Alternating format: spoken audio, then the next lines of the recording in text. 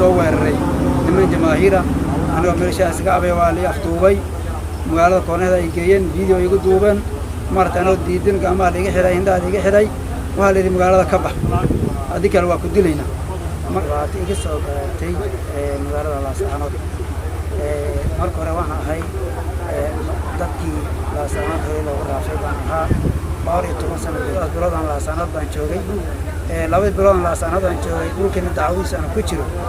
waxa ay soo weeraray qolo ganacsata ah bismillaahir rahmaanir rahiim alxamdulillaahi rabbil aalamiin wasalaatu wasalaamu ala rasuulillaahi sallallahu alayhi wa sallam halkaan waxaan ka salaamayaa dhammaan ummadda Soomaaliyeed meel kasta ay joogaan waxaan ka salaamayaa salaanta islaamka assalaamu alaykum warahmatullaahi ta'ala wa barakaatuh magacay waxa la yiraahdaa Hussein Aadan Abdurrahmaan Hussein Guudow halkaan waxaan u imid dhibaato iga soo gaartay magaalada Laascaanood walaalayaal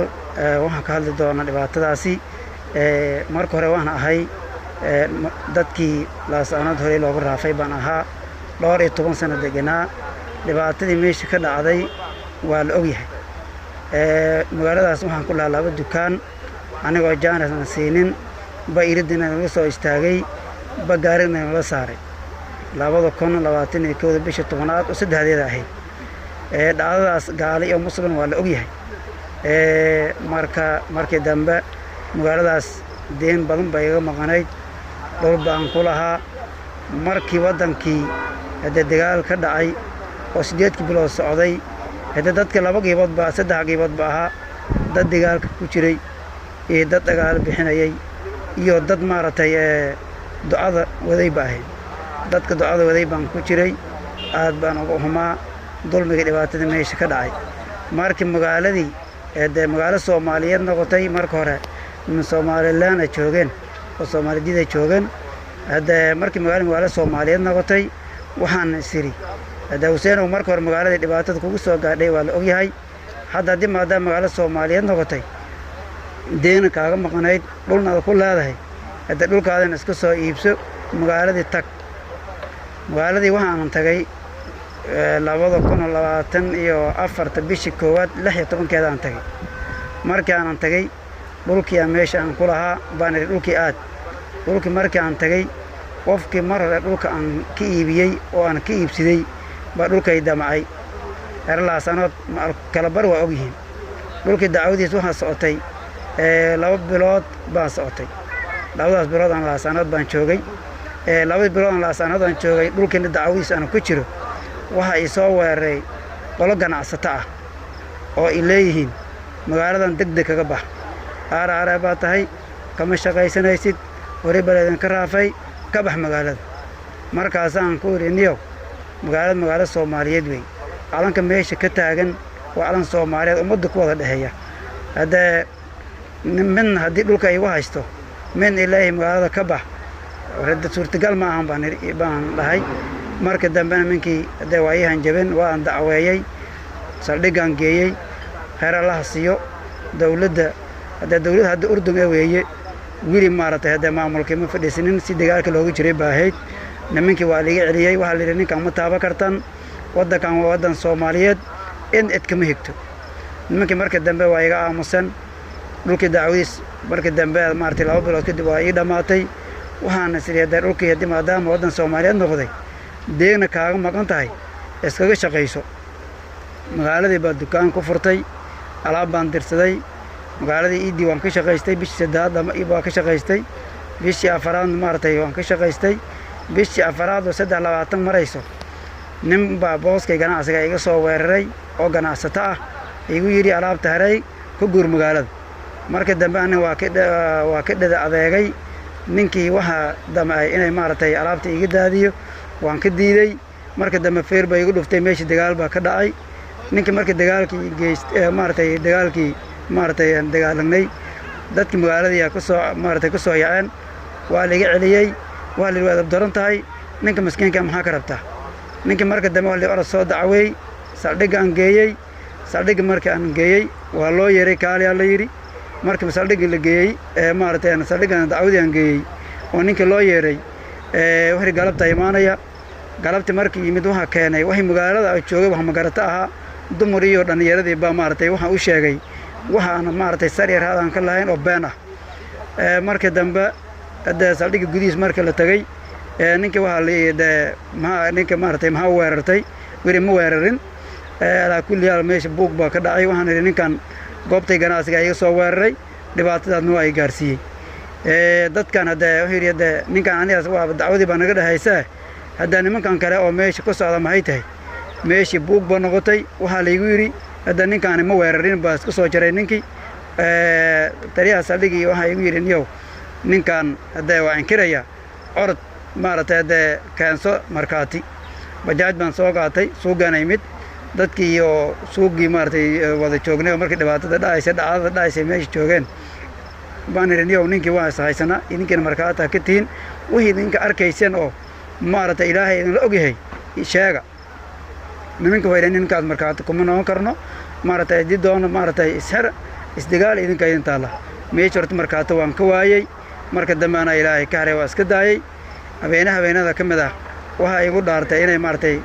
niman jamaahira igu diri doono oo la diri doono marka aniga waxa dili kartaa ma jiraan atana cabashadii warqad baan qoray dawladda u geeyay ninka wili way daba taagan yahay baan iri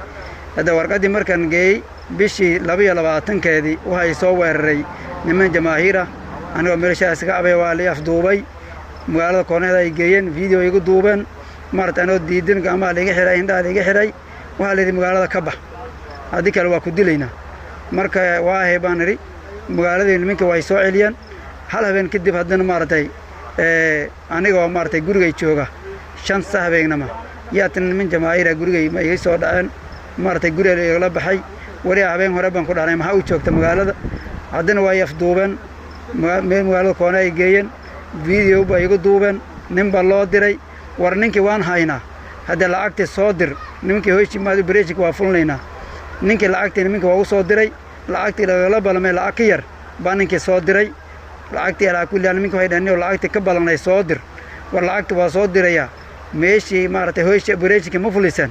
meeshii ma tagin baan dhahan markii meel baa maartay markii uu alaamasanayd gaarigi waa socday meeshii markii la tagay hadda nimankii hadda waa soo maartay haddana waa soo wacaan meeshii waa joognaa operation-ki waa fulinayna lacagti soo dir inay waxay yiri lacagta gabar baa laga rabay roobna waa daaya bari baa siinaya operation-ki fuliya horta nimankii lacagti waa waayeen ninkii lacagti waa ka adkeeyay aniga inaa ka xiranahay maartay gacmaha ka xiranahay way soo dijiyeen waxay dhahan yaa kula hadalsiina hooyada umba islaanta yaa kula hadalsiina wala ugu dilaya markaas ay dhahay maartay id aan la hadlay ma jirto marka dambe markii aan saajiri baa iga tageen ninkii la hadleen waxay lacagta soo dir operation waa fulinayna lacagta horta nimankii waa ku waayeen waa soo dir waayay waxa naagan indhii waa iga furan nimankii mid baa indhaha iga furay gacmaha iga furay full gaari nin baan tii soo naagay maartay maxaa u furtay indhiis marka dambe indhaha iga xiray waxay lacag noo dir waa si deynana nimankii lacagta waa ku waayeen lacag noo dir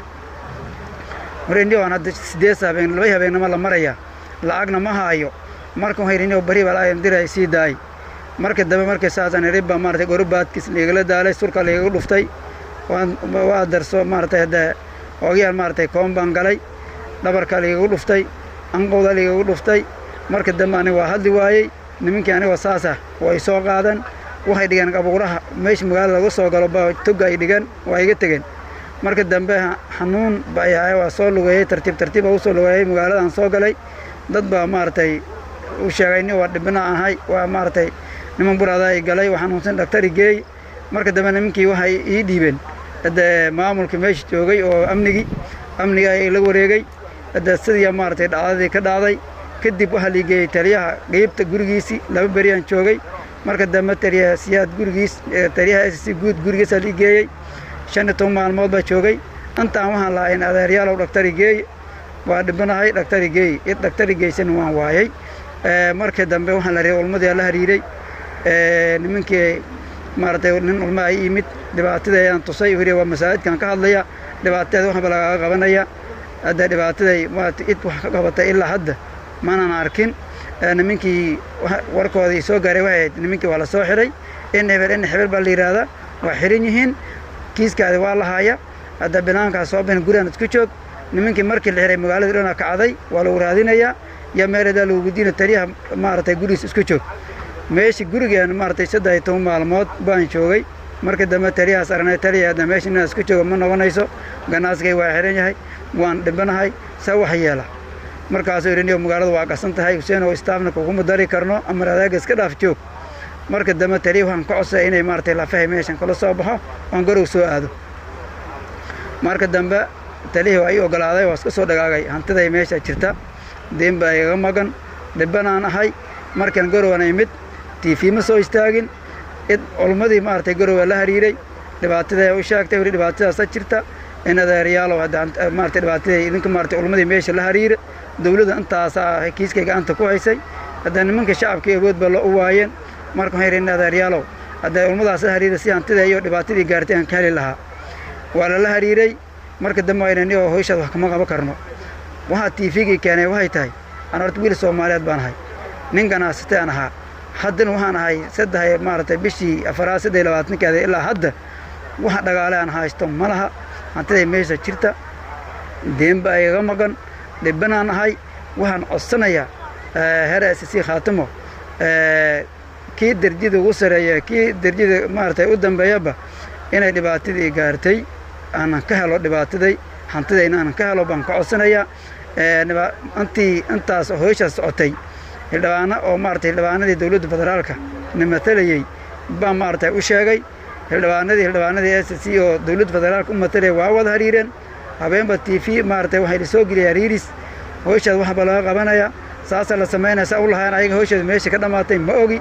marka waxaan hadda codsanayaa dhibaatadii gaartay nin maartay inay wax laga qabto nin ganacsataan ahaa haddana maanta waxaan ahay nin waxba haysan meel isku joogo waxa codsigay ka soo gabagabeynaya inay hantidii meesha iga maganayd aan helo oo dhibaatadan gaartay aan helo intaas maartay almaawdiin bulshada ganacsatada intaas aan ka codsanayo ummadda Soomaaliyeed. Assalaamu alaykum warahmatullaahi ta'ala wabarakatuh.